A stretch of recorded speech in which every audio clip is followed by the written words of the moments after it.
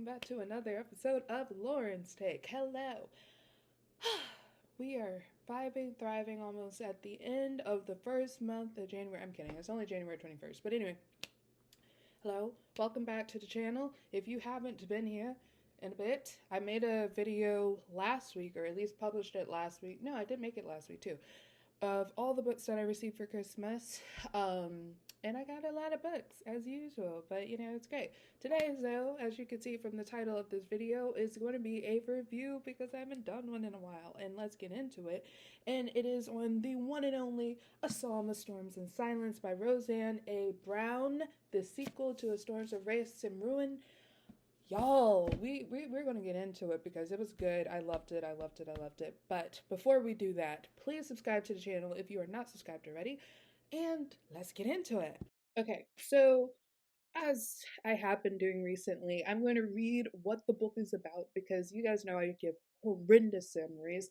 They always end up being the entire review, and I'm just going to read what it says. So, from the book cover, it says, Karina lost everything after a violent coup left her without a kingdom or her throne. Now the most wanted person in Sanande, her only hope of reclaiming what is rightfully hers lies in a divine power hidden in the long-lost city of her ancestors. Meanwhile, the resurrection of Karina's sister has spiraled the world into chaos, with disaster after disaster threatening the hard-won peace Malik has found as Farid's apprentice. When they discover that Karina herself is the key to restoring balance, Malik must use his magic to lure her back to their side. But how do you regain the trust of someone you once tried to kill? As the fabric holding Sanande together begins to tear, Malik and Karina once again find themselves torn between their duties and their desires. And when the fate of everything hangs on a single horrifying choice, they each must decide what they value most: a power that can transform the world, or a love that can transform their lives. So, yes, I almost dropped that, but we're going to move on. That is definitely what the book is about. And I think it's, sometimes, even in my summaries on my books on Wattpad, I originally started off as something, but it completely changes as I keep writing it. But I will say the story, really flowed with that summary. It was a lot. It was a lot. I'm just gonna do quick initial reactions. Yeah, this one was a lot in the sense that it was about 500. I think my copy is 547 pages. I read it mildly quickly. I actually I've said this in my last video. I actually was able to receive the advanced reader's copy. A part of NetGalley, so thank you so much, Ms. Brown, for choosing choosing me to be one of your first readers. And I'd only been able to read about the first 53 pages at that point, because when I got the NetGalley ebook, it was right with finals and stuff, so I was just like, darn it. But I always knew I was going to finish reading it. I finally finished reading it a couple days ago. I had class yesterday, so I wasn't able to film till today. But I really enjoyed this book. I think what I loved about it is that these characters were real and raw and authentic. And I feel that a lot of times in fantasy novels, you have these histories, you have these stories and everything, but it's never that, in my opinion, I can't necessarily relate to a lot of these characters, but Malik and Karina both, I felt like they really seemed like teenagers. And they really seemed like they were both going through a lot and didn't know what to do. I will have to use spoilers because but I mean, again, I think the summary does a good job, so it's kind of connected to all the summary. And if you have read the first book, A Song of Wraiths and Ruin, you should be fine. But Malik, he is definitely like Farid's apprentice, but Farid is like one of the worst characters ever, but he's so good at what it is because I'm able to read through the lines and like, oh my gosh, he is playing you like a fiddle, dude. But he is just looking for that one sense of just belief in him, someone to believe in him. And it's heartbreaking. Like genuinely, there were moments where I was just like, oh my gosh, dude, like come on, like no.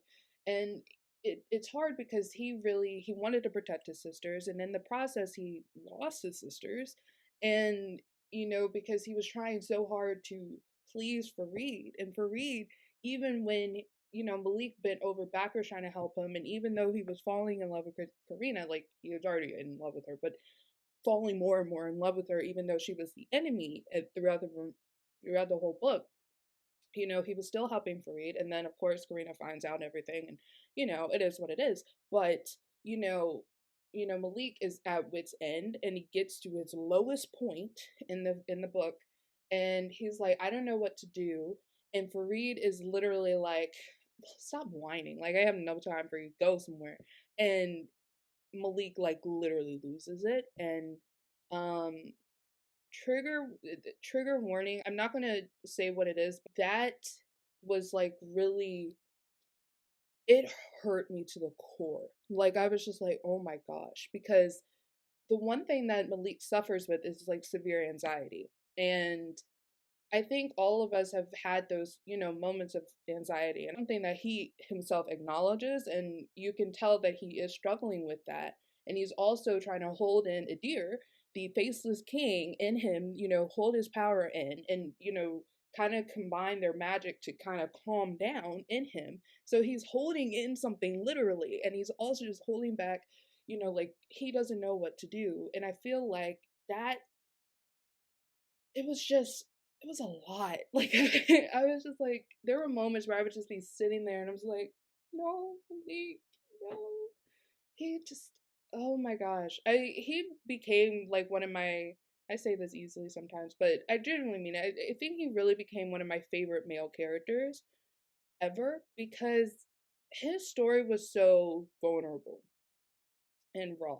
And it's rare we get to see that, especially I think we're finally getting to a place in the world where we are acknowledging men can be vulnerable too, and that they can, have their battles and struggle tremendously, and, still overcome. We all have to overcome at one point in time. And, sometimes we all struggle with the weight of our choices, and, you know, frustrate over get frustrated or whatever it may be. I know I do. I overthink everything, overanalyze everything, and it's, my mind is a crazy situation. But I felt like I could connect to Malik because of that.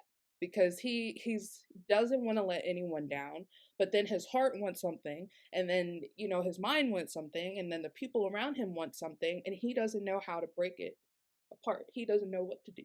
And I feel like, you know, it made sense. And he made a lot of bad choices. I'm not going to say he didn't, because sometimes I'm like, no, Malik, you should just go. Just leave, let it be. You don't need to be a part of this.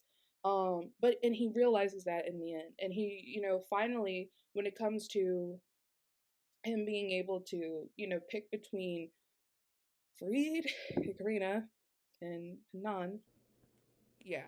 Malik, dude, I feel like he really had a transformative time in this whole book. I think, at the beginning of the book, he's still kind of very similar to how he was in the first book, but I think after he goes through multiple different things, multiple different challenges, multiple different moments of temptation or whatever, he finally realizes where his place is, and he acknowledges that's what he needs to, stay true to. And, that is to help Karina, and that is to help Hanan, and, stop Fareed, because Fareed is extremely manipulative. He's extremely abusive. He is a horrible human being. And, I'm glad all three of them, Karina, Malik, and Hanan, all realized that. So yeah, Malik, my boo, he like, whew, I fell in love with that character like tremendously. Let's get to Karina. Karina, our other main character, she is kind of on the run majority of this book. And during that, she is just like, the whole time, her journey that she's trying to kind of unravel is her being able to stop always trying to be the, how should I put it? There was like a perfect, I wish I would have put like bookmarks in the pages of what I was talking about, but she was acknowledging that she has never really lived for herself.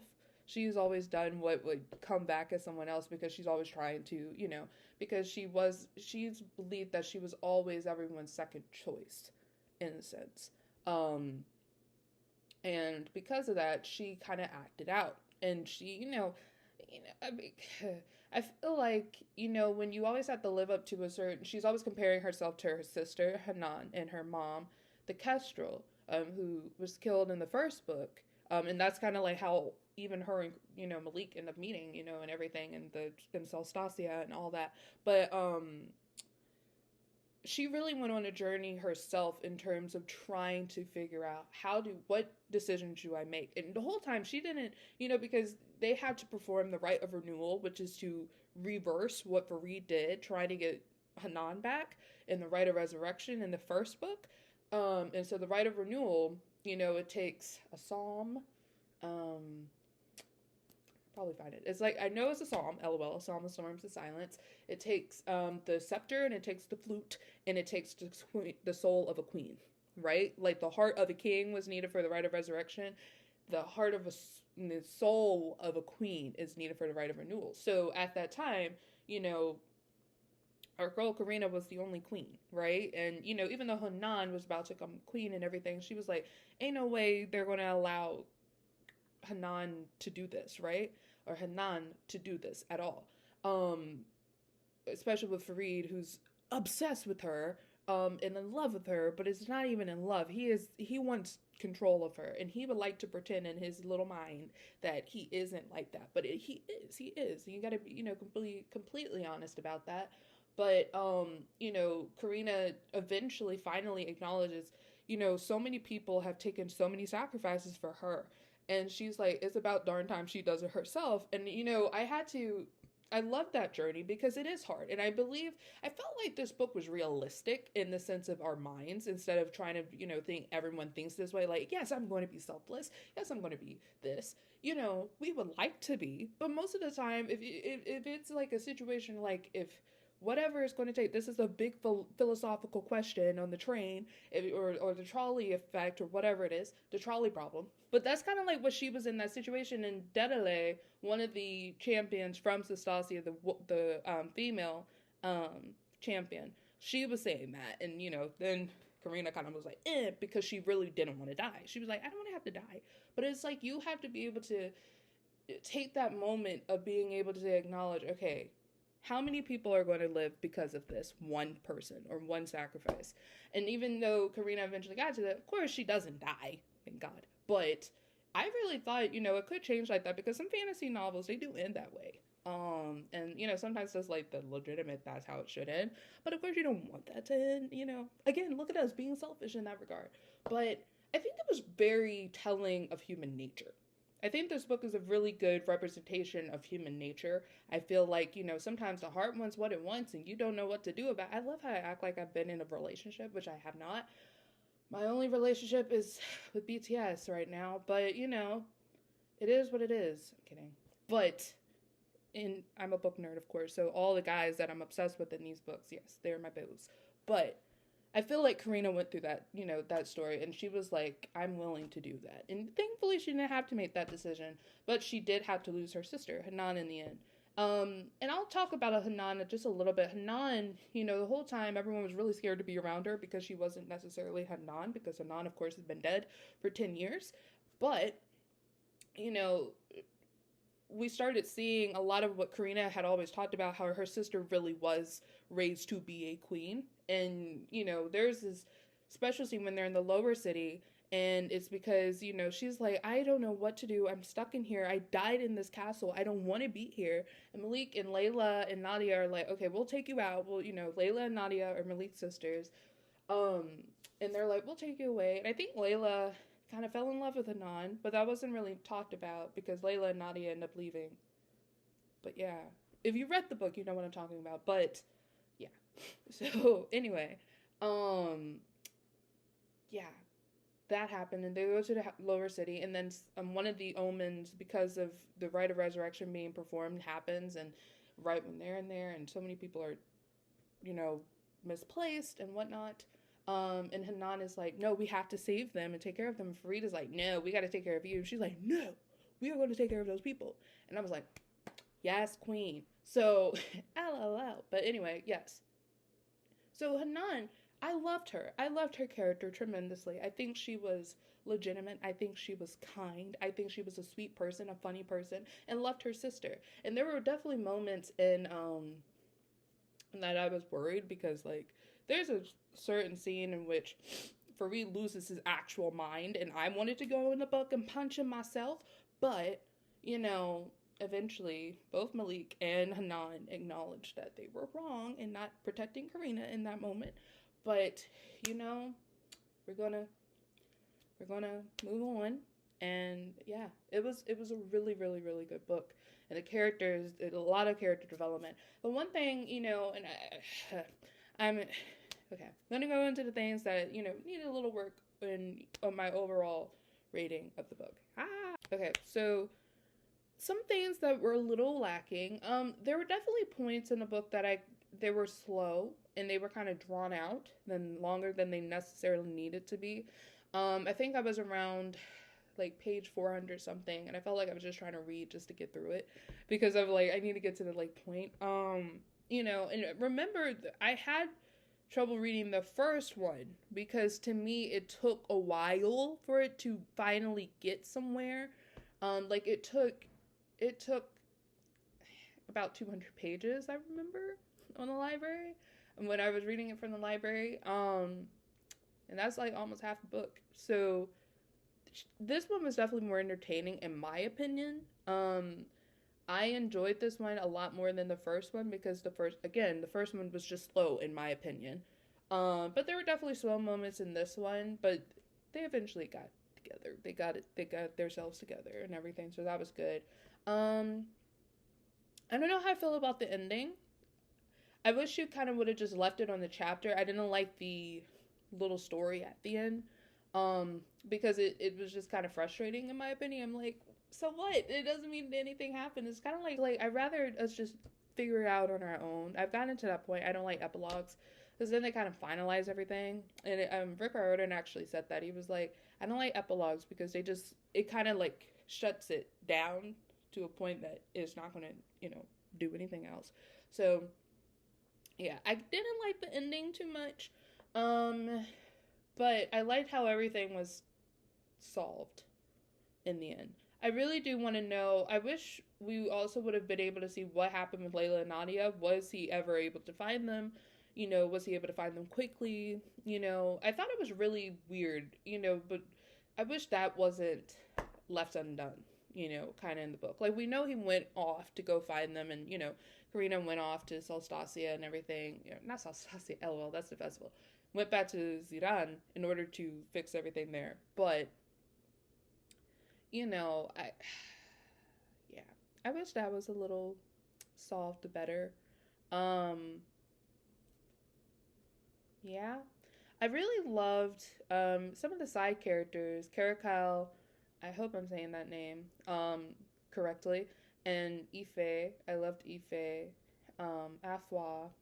Uh, uh, Made that ultimate sacrifice. Ooh. Yeah, those are Karina's companions for a majority of the book. I really loved those characters. I felt like they even grew a bit. Ife, you know, Ife was chill from the beginning. Um, and Ife was actually it was like, I believe what they were saying was like a deity gender situation, kind of like non-binary. So they went by they. And I thought that was cool and really interesting because we just haven't seen a lot of characters like that in fantasy or in literature, period. So it's nice to see that that was included. And I really liked how she talked about like LGBTQ plus stuff and anxiety and, you know, acknowledging that these are a part of our culture, these are a part of our society, and we need to be able to talk about it in this way that is not like so taboo that we don't want to talk about it or acknowledge that it's a thing, because it is a thing for so many people and we need to stop pretending that it's not. And I really was glad that we kind of talked about those things and she didn't shy away from them, and I think she did it in a very delicate manner, but also made it okay and made it a part of life the way it should be. So with all that, I definitely would probably give this book on Goodreads I gave it 5 stars. As I sit with it for a bit, I give it 4.5. 4.5 stars. I think it's definitely really good. It was a lot better than the first one, as I said. I think it was a good ending. For the most part. And, you know, I mean, not the literal ending, but I think it was a good ending to the series. I really, really fell in love with these characters. She did a great job on the characters. The plot as well was very, very good. Definitely recommend. I mean, I recommend both of them. But I really enjoyed this one. And yeah, I mean, and I said this in my Google Reads review, which was Google Reads. What is Google Reads like? Goodreads review. That I'm really excited to see what um, Roseanne Brown has in store for the next series. She's already writing the next one. I follow her on Instagram. Um, so yeah, I really enjoyed it. I truly, truly, really enjoyed it. So yeah. Okay, so yeah, so that pretty much sums up this review, you guys. I know I told you guys I would talk about the new cast members of Shadow and Bone. As you can see, it's been a week since the news has come out. The reason I have not made a video is because there's been things that have come out about 2 of the new cast members that I am just not, I don't think it's right for me to say if I like them or not, because they're both very problematic. And I there have been a petition to remove at least one of them, the actor who plays Nikolai. I'm not going to go into that because I don't know all the details, but I did see what he said in the past. Extremely problematic, extremely messy, and I don't want him playing my Nikolai. I don't want the legacy of Nikolai tarnished by this actor. I genuinely don't. I will say that alone. And you can look it up. You can figure out what they said. But it's just, again, my crows are the only things making me happy right now. And there was just a picture that was released of just the crows hanging out. And it was like the first time like all 6 of them were together and hanging out and chilling and doing the most, and I loved it. So yes, I'm already really excited about what we're going to have with our actors, Kit and Jack, playing our boos, our dudes, Jesper and Wylan, Kit and Jack. It's gonna be great. I'm so excited. Like, I've been crying with those 2 because they've been feeding my feed all week, and I've just been like, oh. And so today it's been really cute with all the just Six of Crows crew. And yeah, it makes me want to reread the books. I mean, I had started rereading Six of Crows, but I hadn't finished it, so I may finish that. You know, you may see. But this book was great. That's how I feel about the cast. I feel like the actress playing Tamar, great, and I think the actor playing Jack, great. I thought the guy.